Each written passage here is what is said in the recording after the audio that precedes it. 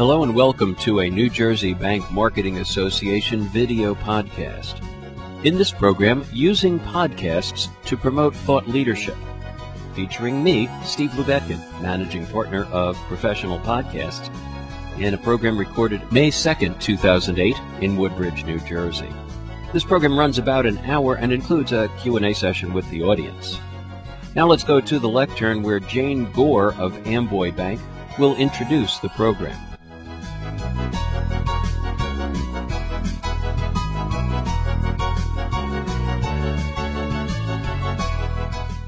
My name is Jane Gore, and Dennis tells me I'm chairman of the program committee, so I'm here to introduce our speakers today. Our first speaker, we all know very well, and you've done a wonderful job with us, is Steve Lubetkin. He's managing partner of Lubetkin & Company Communications. He is a technology-savvy veteran of more than 25 years in corporate and financial communications and print and broadcast journalism. As a communications counselor, he offers senior executives his extensive experience in media relations, speech and testimony writing, seminar and conference planning, issues management, and crisis public relations. In December of 2005, Steve completed a 3-year term as member of the National Board of Directors of the Public Relations Society of America, the largest professional organization for public relations practitioners in the world. Steve has held senior-level public relations and communication management positions with Standard & Poor's, Unisys Corporation, and Conrail. He holds an MBA from the University of Phoenix Online and a BA in Spanish and Philosophy from Monmouth University. Steve has brought the art of podcasts to the Bank Marketing Association, and if you want to see his wonderful work, go to our website and take a look. Please welcome Steve. Thanks very much, Jane. I'm not going to use the podium. I'm going to try to talk loudly, but I am mic'd for the podcast, so I just can't stand still at a podium. It's really good to be with you all and talk about social media and social marketing. I spent last week attending the New Communications Forum, which is a week-long conference of the Society for New Communications Research, which just elected me a senior fellow, and I think senior means because I'm a little bit gray in the tooth.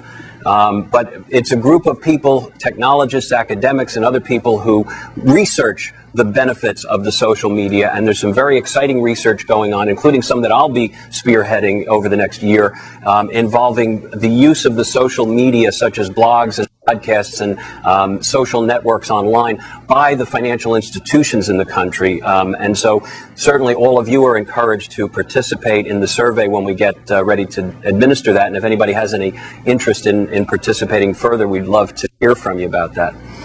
So anyway, the topic today is social media. What is it? Why should I care about it? How many of you right now listen to podcasts? Okay. How many of you look at or actually write blogs? How many know what a blog or a podcast is? Okay, that's good. At least people know what we're talking about. One of the things I like to do when I talk about these subjects is to set people's frame of reference, and for that I use the Dirty Harry movie. Some of you might remember the Clint Eastwood character from the 70s. He was a cop who went after criminals. In one of the movies there was a very famous tagline that Dirty Harry used, and all of you are going to say, yeah, that's the one everybody thinks it is. That's the other movie. The movie I'm talking about was the second Dirty Harry movie, Magnum Force, where he is pitted against some rogue cops led by Hal Holbrook and these motorcycle policemen, and they're going around, they're literally executing criminals who've been released on technicalities. And of course, at the end of the movie, there's a big shootout on the docks of San Francisco Bay, and at the end of it, Hal Holbrook and the motorcycle cops are floating face down in the bay, and Dirty Harry stands over them and utters what must be the second most familiar tagline: man's got to know his limitations. And that's what I would say you need to have as a framework around the social media. They have some very, very definite benefits, but they also are not a cure-all, like any of your marketing tools or any of your marketing programs. So briefly, to just define social media, the social media involve networking websites, some of the ones you might be familiar with, MySpace and Facebook. In the business world, we have LinkedIn. How many of you are LinkedIn members? There's quite a few, right? There are some new ones there. I've been getting some invitations from something called Naymz, N-A-Y-M-Z. It gets to a point where you can't keep up with all of the networks that people want you to become a part of. There are virtual worlds, and we'll talk a little bit about those. Of course, we have blogs and vlogs or vlogs, which is another word for video blogs, people who make short videos and post them instead of writing. And then, of course, there's the world that I work in the most of all of these, and that is podcasting or vodcasting or vidcasting, whatever you want to call it.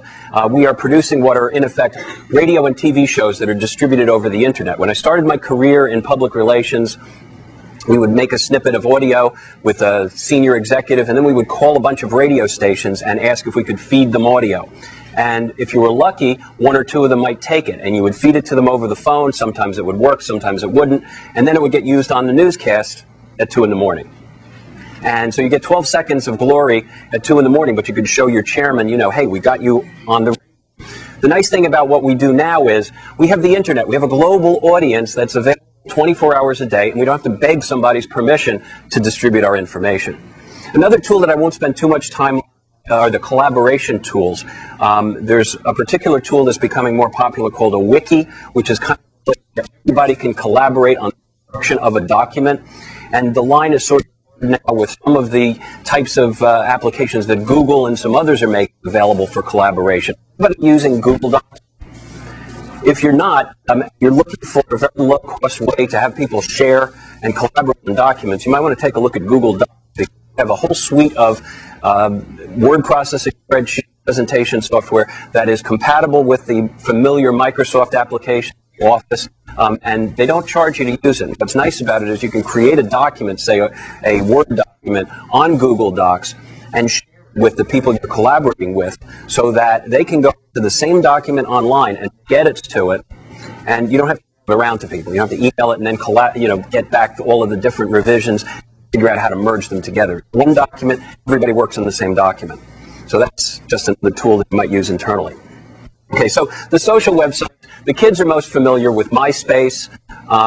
When I was in school many years ago, we posted pictures of our friends in our lockers. We posted, keepsakes and mementos, and then at recess or in between classes, you was inside your locker. That's what they're doing with sites like MySpace or Facebook, which is the other one.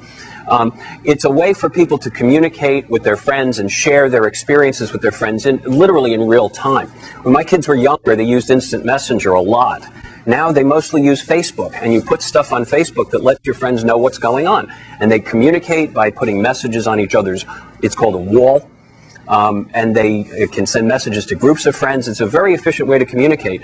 A fellow that I know who's active in the social media, Jeff Pulver, he's an internet millionaire. He made millions of dollars on a couple of internet companies during the dot-com era, and now he invests in startup companies, but he also runs a series of social media breakfasts literally around the world. He's had them in Israel, he's had them in Philadelphia, he had one in Princeton, and he will use the social media to announce these to people who are already part of his circle of friends. And he'll get 50, 60 people showing up just from these invitations that he's putting out online. So you have a very concentrated, focused audience of pre-qualified participants in your communications. The professional social sites, we talked about LinkedIn. Another one that some people are using is Plaxo Pulse. I was a Plaxo user back when it was used primarily to update your address book automatically. Other people who were members tried to make it into a professional networking site, but I don't know if they're going to win the battle with LinkedIn and some of in that regard. Second Life is the new alternate reality. And again, this was a real popular one maybe a year or two ago. Not that many people spending time in Second Life anymore. I tell people it reminds me of if you've ever been to Epcot at Disney World, and you have all these beautiful buildings, and there's this new agey music playing as you walk around. Now imagine that at night, and there's no one else there but you. And that's kind of what Second Life feels like. It's a place where you can create beautiful graphic realities, and you actually create an avatar or a cartoon character to represent yourself. And And that cartoon character can walk around and fly around and go from island to island and visit other people. And a lot of companies have spent a lot of money to create environments in this, but they've already had a bank failure in Second Life. Somebody set up a bank and somebody embezzled from it. They had an embezzlement from the stock exchange. And they've had an actual government seizure of private property because at some point, one of the popular activities in Second Life was building gambling casinos. And the U.S. government, as you probably know, does not allow U.S. citizens to gamble on the internet. And the federal regulators went to the Second Life company and said, you can't do this. And so they said, okay, fine. They closed down all the casinos. And people are using real money to build these things. They have to exchange money for play dollars, and the play dollars are used to buy virtual things in this virtual world, like property, real estate, clothing, all that sort of stuff. And so you had a seizure of the property, and the terms of service allow them to do this. When I worked on Wall Street, we called that sovereign risk, the sovereign ceiling, right? If you have a sovereign government that's willing to exert control over flows of capital, you have questionable creditworthiness there. So it seems like there's some issues, and actually the enthusiasm for Second Life has started to wane because people are going there and getting discouraged. It's a steep learning curve. It's not something that people want to spend a lot of time in. How many of you know what Twitter is? Very good. Twitter and all of these things, I have to tell you, are absolutely going to rock the way you do your marketing. Your world has changed permanently forever. The audiences that you need to reach, the younger people, as they begin their financial lives and are looking for financial institutions to do business with, do not get their information in the conventional ways. They use things like Twitter. And let me tell you how this works. It's like an instant messenger on steroids. It's like CB radio for the internet. Many of you may remember CB radios in the 70s. That was the internet of its day. We rode around in our cars pretending to sound like truckers and hoping that someone would answer back. And if they maybe we'd stop and have coffee with them. And I know on several occasions when I was on my CB radio, someone would say, hey, my car won't start. And you drive over to their house and 5 people would have driven up because they heard the call for help. And so it was a mutual aid kind of thing. Well, that's what Twitter is for the internet. You create a series of what they call followers. They are buddies. They're people that you communicate with frequently. And throughout the day, you're sending very, very short text messages, either by the web or on your cell phone, because it's integrated with your cell phone, and you're keeping in touch with these folks, telling them what you're doing, where you are, and what's going on. Now, how does this matter? I had a hard time figuring out how it mattered when I first started looking at Twitter. And then I went to the Public Relations Society of America's International Conference in Philadelphia last fall. The picture I took there with my camera phone, the guy in the end with his hands in front of his face, is a blogger and social media commentator named Josh Hallett.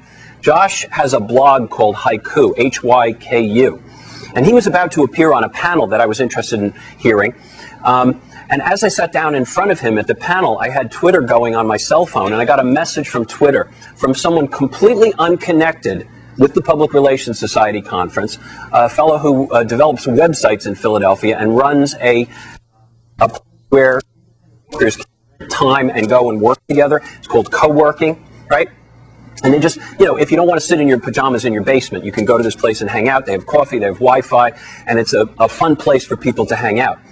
So this fellow, Alex, posts a message on Twitter. He says, oh my God, how did Haiku get those pictures posted on his website so quickly? We were only together last night.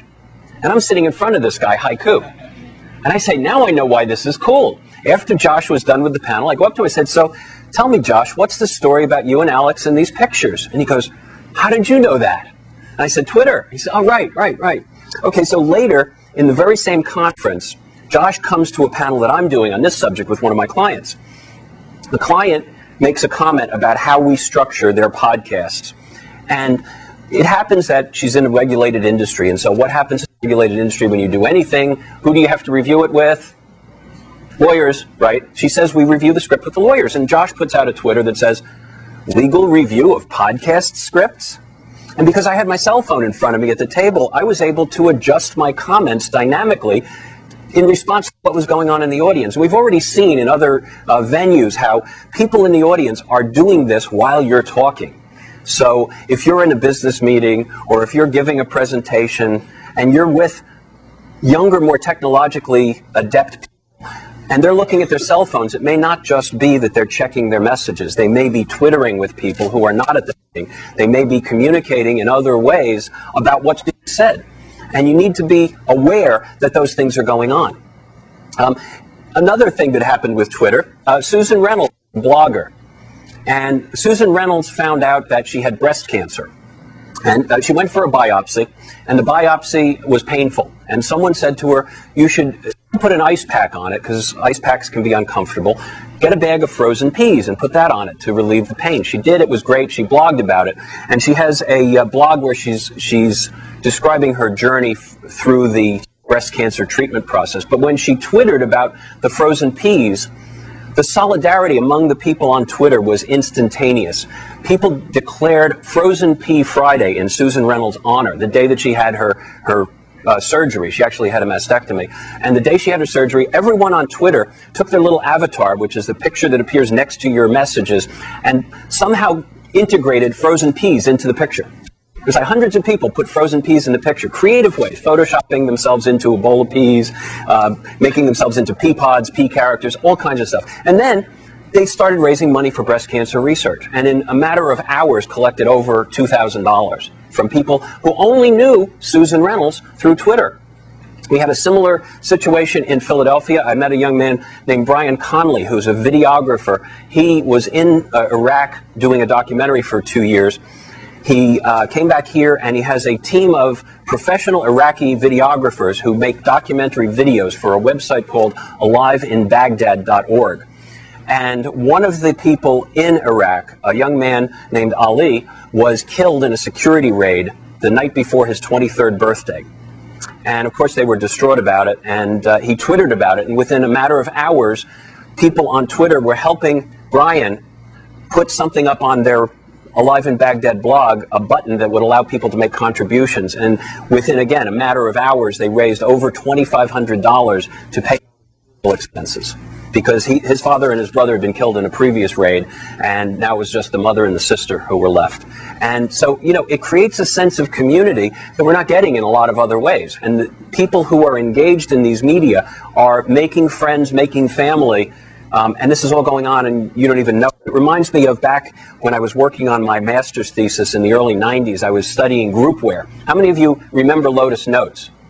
How many of you are still using Lotus Notes? Okay. At the time, that was all there was in the way of groupware. That was how people were, they thought we were going to collaborate. So I went to a lot of conferences. One of the conferences I went to was a groupware conference in Boston. And at this conference in 1994, I'll never forget, there was a side session on this new topic that was unrelated to collaboration called the Internet. And the room was packed. There was a panel of experts, people who had started dipping their toes in the Internet waters. And one of the guys on the panel was a editor at Fortune magazine, and he said, there's this part of the Internet that most of you probably don't even realize is still very active and robust called the Usenet. It's a bunch of chat rooms where people talk about subjects of interest to that chat room. And he said, I'm a member of a Usenet news group, they're called, about fly fishing. I'm an avid fisherman, and one of the big companies that makes rods and reels just came out with a new rod and reel, and it's being trashed in these conversations. People think it's terrible. And he says, I know for a fact the company has no clue that we're talking about this, and they're not going to know why their sales are dropping. Not involved in this news group. And that was the very, very beginning of something that the Clue Train Manifesto is calling the marketing conversation. Clue Train Manifesto came out around that time, 94, 95. The thesis of it is that marketing is a conversation. All marketing is about conversations. And you who are marketing to these audiences need to know that the audiences are having the conversations, whether you're part of it or not. And to be true, we always say that, you know, if you have an unhappy customer, they tell 10 people, a happy customer tells 1 or 2. But now people are starting to realize you have to have those conversations and make sure that people are engaged in it. Another example I don't have on the slide about Twitter is Comcast. How many of you are Comcast subscribers? Okay, Comcast now has a guy, his name is Frank Eliason, and his job is to monitor what people say about Comcast over Twitter and the other social networks like blogs and things, and not only monitor it, but to react to it. And so if someone complains that their Comcast connection is screwed up or they have a problem with their bill, he reaches out to them, either through Twitter or through one of the other mechanisms, and tries to resolve the problem. And the word of mouth that Comcast is getting about that is starting to make inroads against the negative image they got. How many of you saw the video of the Comcast technician sleeping? You didn't see that one? I should have queued it up. Guy called for a service call, and the Comcast technician came to his house and tried to fix it. He couldn't fix it, so he called the 800 number for technical support that only the Comcast technicians have. It's the inside number they call to get support. And he was on hold for so long, he fell asleep on the customer's couch. The customer took video of the Comcast technician sleeping and then posted it to the web with music behind it, a song that was, the theme was about sleeping and dreaming. And you know, needless to say, it's been played millions and millions of times. It's one of those videos that went viral and created a terrible reputation hit for Comcast, right?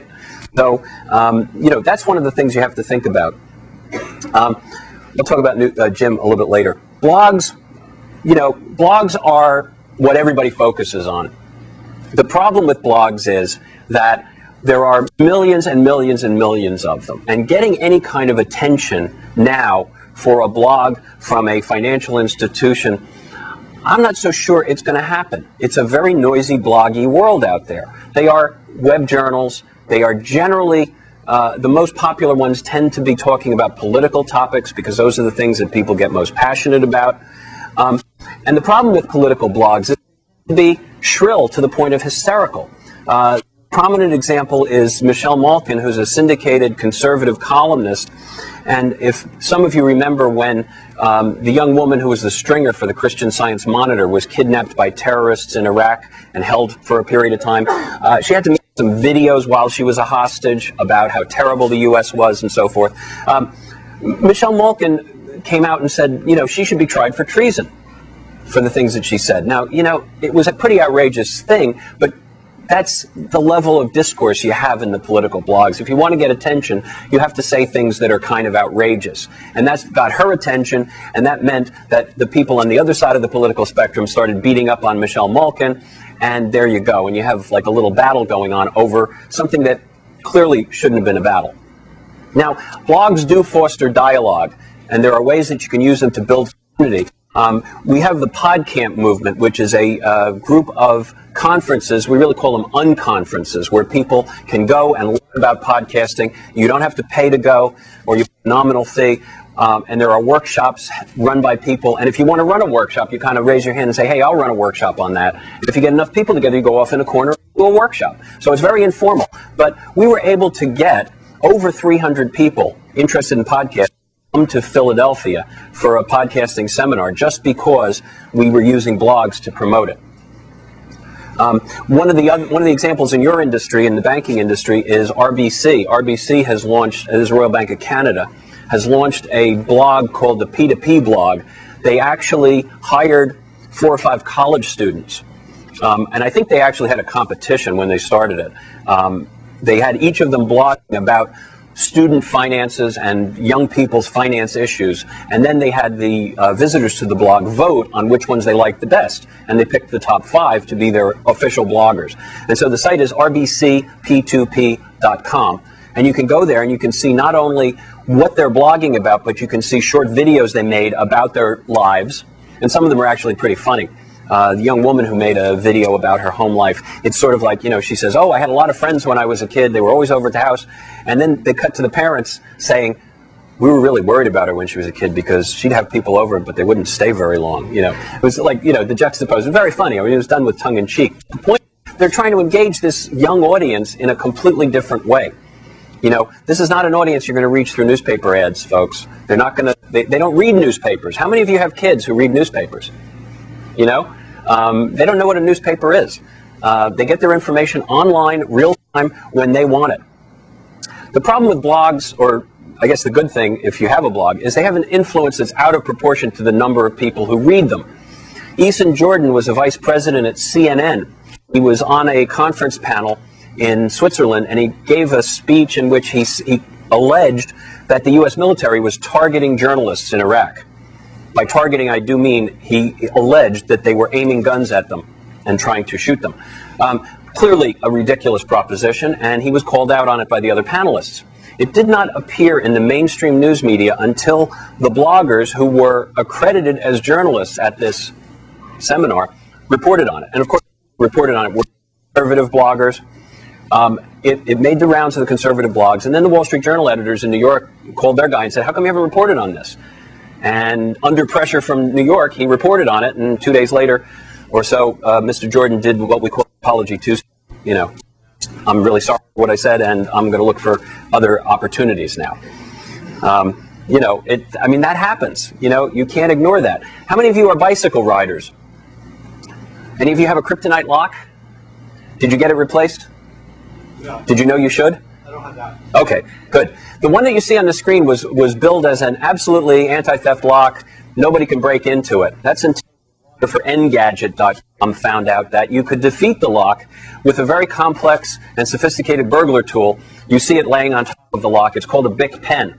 And just to make sure everybody knew how you could defeat the lock, he made a video jamming the Bic pen into the cylinder and disabling it, and he posted it on Engadget. And it took it took the kryptonite lock people some millions of dollars to repair the damage that was done to their reputation by recalling the locks. They had to recall the locks. Okay, we all know that the New York Times, the newspaper of record, never ever makes a mistake, right? No? Okay, maybe they don't. Well, in fact, I found them making a couple of factual errors, and it wasn't until the threat of blogging reached the ears of the corrections editor that they actually reacted. Normal channels did not apply. I called them, I emailed them, I wrote to them. They would not correct it. When I told them, if you don't correct it, I'm going to blog about it, all of a sudden I got emails back from people. It's amazing how much influence the word blogging has. Okay. And again, the point that I want to put in your minds is you can't ignore these folks. This is, you know, what was going on at the Blog Philadelphia conference. This was a conference about blogging last year. I was recording podcast interviews with people. The woman that you see at the top of the screen, Jill Ivey, she was a blogger for a blog called Phillyist.com, and she was live blogging the event. What that means is she was actually posting short reports on what was going on at the conference while it was going on. So people who look at her blog, it was being refreshed constantly during the day, and people are getting constantly updated reports. And a lot of newspapers are doing this now. I think the Star Ledger is a good example. They're using some blogging technology to put up their breaking news stories. The Home News Tribune, I know the web editor there is a good friend I worked with in print newspaper years ago when things were instantaneous. Not instantaneous. They'll get a call from somebody in the car saying there's a traffic accident on Route 18 and all the traffic stopped. They'll put that on the website immediately. You know, when it was just a print environment, they'd wait until 5 o'clock. They'd call the police and check and see what happened for the next day's paper. But now it's all interactive and it's all real time. Let's see. You know, everybody in this room probably has a cell phone camera. Everybody in this room probably has a cell phone that maybe takes video. Michael Richards found out the hard way that somebody had a video camera, right? Okay. Senator George Allen, former Senator George Allen, found out that it's never ever a good idea to make fun of the guy who's got the camera in the back of the room with the recording light on. You know, the Macaca incident, right? The guy, they had a, does everybody know what this one is? Senator in Virginia running for re-election. His opposition sent a young man of Indian, Southwest Asian descent to follow him and videotape his appearances. And he decided to make fun of the young man during one of these campaign stops, and the young man's camera was running. And instead of finding out what his name was, he called him Macaca, and that turns out to be a racial epithet in some countries. And so, literally, George Allen lost the election because of that appearance on YouTube and other places. The nice thing about this is it doesn't take a lot of sophisticated equipment to do it. You see the equipment that we're using today, but it can be done with things as simple as, you know, a $100 camera that you can buy at a discount store. There are photo communities. If any of you are photographers, Flickr is a great place to post your photos and share them with the world. And doing that. Finding blogs and finding people writing about you is pretty easy. There are search engines not unlike Google, and in fact Google is now indexing blogs. You have Technorati, which is a site where you can look for bloggers, you can look for topics, and you can actually have alerts sent to you. So if you're monitoring what people are saying about your bank, and you want to know what they're saying in the social media, this is one place you can go. There are some corporate bloggers out there. The most prominent of them is Bob Lutz, who is the vice chairman of General Motors, and Jonathan Schwartz, who's the president of Sun Microsystems. You would expect him to blog. We have a lot of very sophisticated engineers in the company. They're all blogging. It was unusual for Lutz to become a blogger, and you have to ask yourself whether that's the best use of the vice chairman of GM's time. At the time he was the blogger in chief, the company was losing something like $12 billion that year, and I think they just reported a loss of another $3 billion. And, there might be some people among their shareholders and board members who say, Bob, is this really a good use of your time? Maybe you could help us plug the leak in the balance sheet a little bit. But actually, in fairness to GM, they've actually done some very sophisticated stuff now with new kinds of blogs. They have a blog called GM Next, which is looking at their 100 years of their history and their technology and looking towards the future. So they're actually learning from the experience of starting a blog and being out there very early on. This is what their original blog looked like, the Fastlane blog. I could show you this on the web, but it wouldn't look much different. And if anyone's interested, I can have lists of this stuff. And you have some issues to consider if you're blogging. Obviously, there are concerns in a lot of companies about disclosure issues, policies for employees, whether they should blog at all. Many of the banks have very simple policies. They just don't do it. And the fact is that in a lot of companies that have blogs, they still circle the wagons when they have a credibility crisis. That is a real bet your company crisis. Microsoft had a couple of high-profile issues that I can go into detail about if anyone's interested. But basically, there was a problem with something that was going on with Microsoft, and instead of continuing what they had claimed was transparency in their blogs, they basically circled the wagons and shut down any conversation about those issues. And so if you're going to be blogging and you're going to have this transparency that the bloggers seem to think you should have, it's got to be consistent.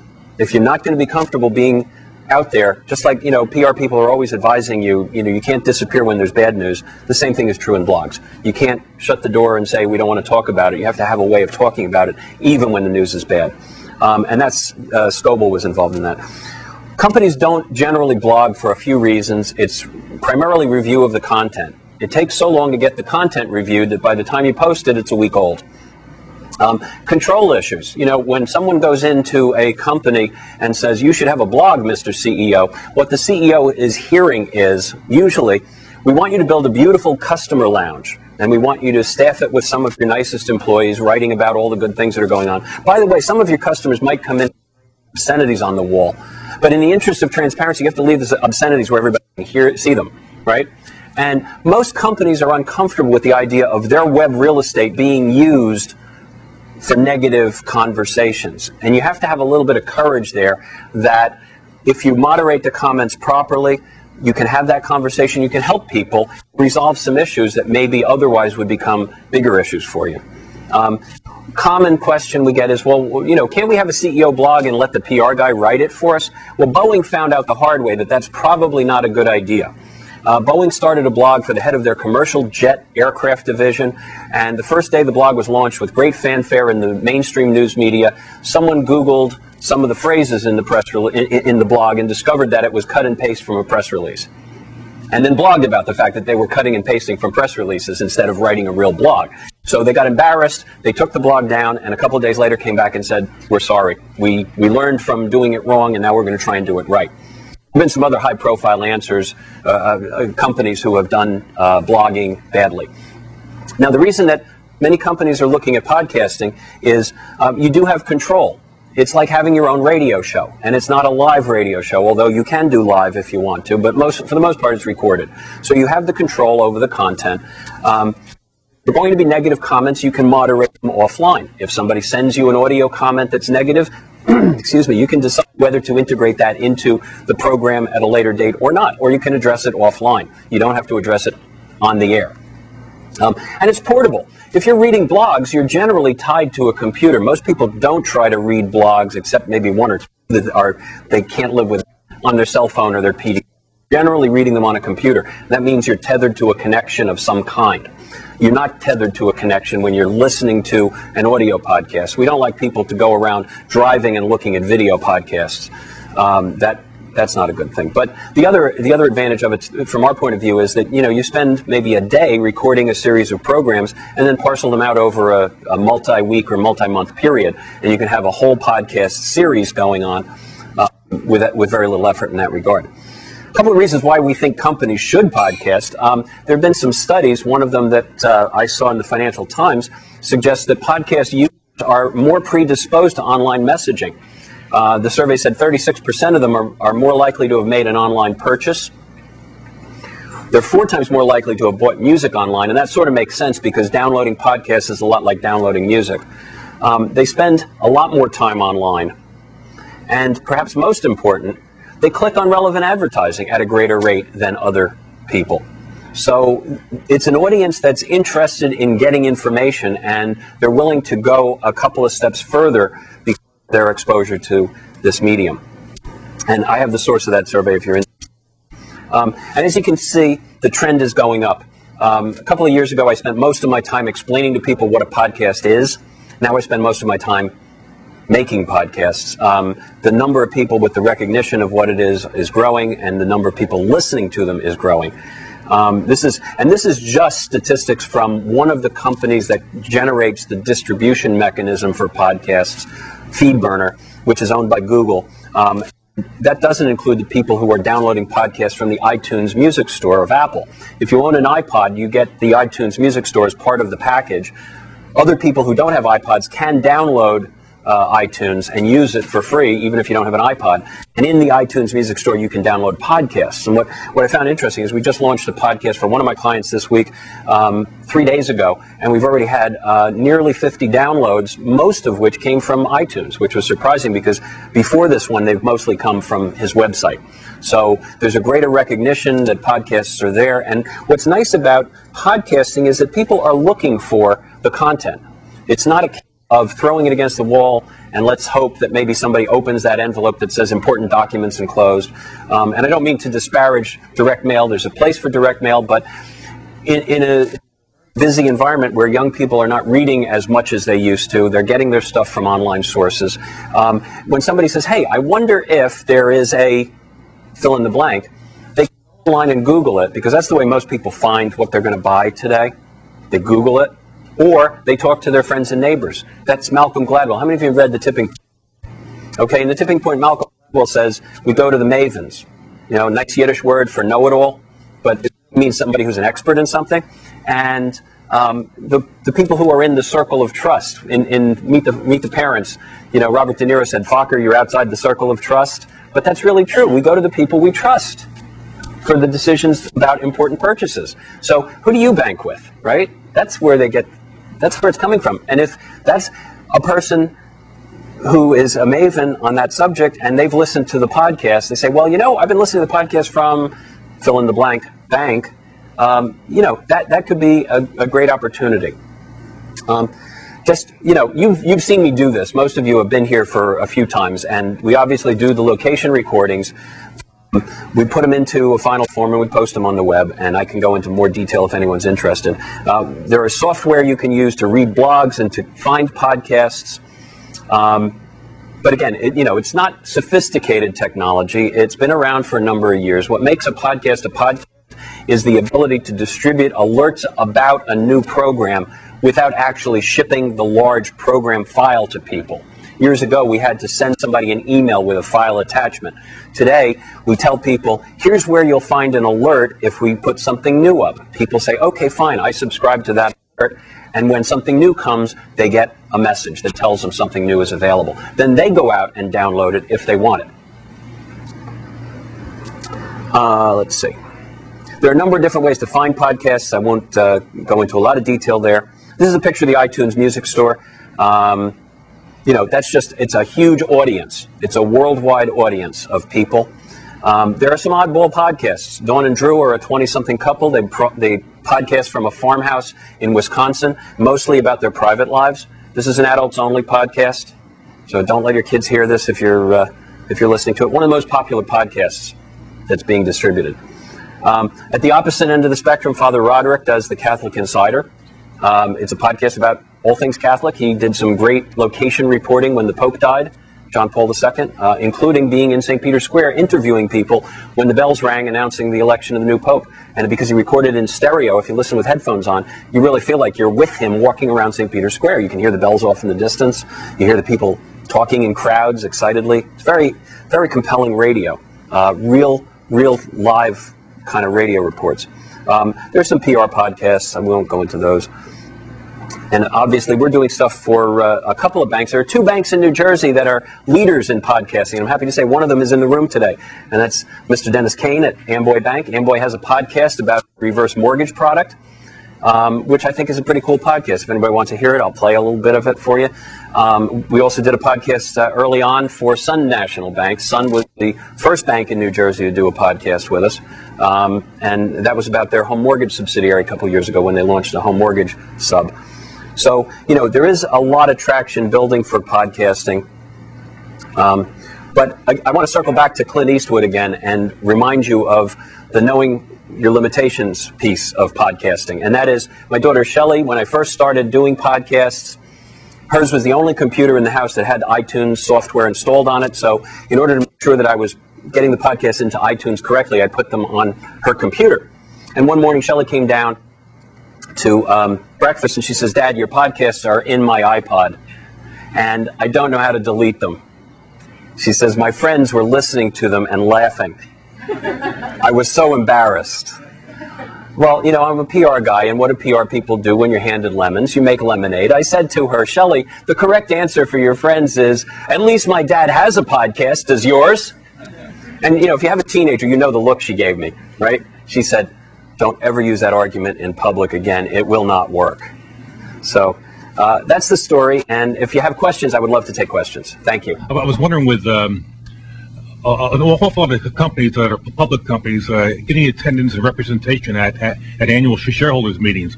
Are there companies doing live shareholder meetings via podcast these days? Yes. And if so, the next issue comes down to a vote. Shareholder vote on certain agenda items. Is that something that could conceivably be done live at some point in time? I think the idea of voting online is coming. I mean, there's a lot of people doing their proxy voting online. I don't know what the legal requirements are for shareholder meetings, actually voting live on the web. I imagine they could certainly televise it on the web. It's fairly easy to do. And a lot of companies do web stream their shareholder meetings. I think it's it's costly to do it live. It requires a lot of bandwidth, and it requires more sophisticated equipment than what you see in the room today. But it's certainly not impossible to do. It's not widely done. But people do make the videos available for other people to see. Dennis? Steve, what we're hearing today was unheard of years ago. I was going to say before we started a meeting, back in 1988, not only podcasts but websites. I mean, it was a topic that no one ever could have thought of. Where do you see our next step? I mean, we're moving so fast through this. Where do you think we're heading? I think it's really kind of critical for organizations to play with this stuff. The nice thing about it is nothing is carved in stone anymore. It's not where you invest significant amounts of money in a piece of print collateral in this instance, and if it doesn't work, you're stuck with it. It's easily adaptable. This is the kind of thing that you can test the waters. You can try one or two of these media and see which ones work best for you. But I think that understanding the technologically adept and often younger, it's not always younger, look at me, but technologically adept audiences that are getting their information through very different channels than ever before is really critical. It's part of it's all part of the marketing mix, and it's just a new channel really to be exploited. Do you see this as being part of the formal marketing department going forward, where you had a communications guy, a research person, now you have someone like this within the department? Increasingly, companies are doing that. Many companies have director of new media or director of social media, or it's rolled in with the director of communications or public relations in that function. But there are, the companies that are engaging in this are definitely acquiring the talent and the expertise to understand it better and to invest resources in it. If I could just add to what he was just saying, and I'm sure that you had mentioned this, but also HR functions are incorporating this element into the interview process. I'm seeing a lot of Vanguard, the investment company, for example, is actually doing a LinkedIn background check on their undergrad hires to go through their profiles to make sure they're not coming out with crazy photos or elements that suggest to be against their character when they're hiring some of the younger employees on. So it's actually moving in across departmental lines as well. So it's really funny when I speak. I often speak to students in public relations programs, and I ask them how many of them have a Facebook page, and then I say, how many of you have pictures up from that last fraternity party you went to? And then I say, do you realize that the people you're interviewing with are looking at your Facebook page and the color drains from their faces? You know, they're now getting it. I mean, people are actually, the schools are running classes or workshops for the students to make sure that they're presenting a professional image in their online persona. This stuff can be severely hazardous. And it's not just the social media. When I was working in banking, we had a situation, and I won't go into the details, but it ended up with a group making a public statement about someone that was later resolved, but they never put up a statement that described the conclusion of the situation. The only thing that was on their website was the statement making the allegation.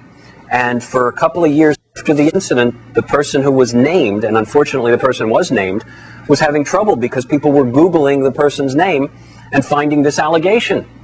So it can be tremendously upsetting. Now, the flip side of that is, a couple of years ago, I got a phone call from a woman who identified herself as an editor at a magazine at IBM. And she said, I was Googling on the web and I found that in 1992, in an email you sent, you used the phrase e-business. And in fact, at the time, I had a signature block that had multiple email addresses in it. And so I thought I was being cute. I said, you know, Steve Lubetkin doing e-business as, and a list of email addresses. And I swear I didn't invent e-business, okay?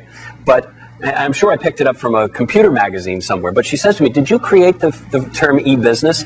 Now remember, right at this time, IBM was using a marketing campaign that had the E as like an @ sign. And it was e-business, right? And I said, yeah, I did create that. Does IBM want to license it from me? I never heard from her again. But I did blog about it because I figured if they don't know who created it, I might as well stake out, you know, a claim for it. But the fact that something I wrote in 1992 came up, you know, almost 15 years later is, you know, because somebody Googled it. That's a sense of how widespread this stuff can be. Anybody else? Thank you very much.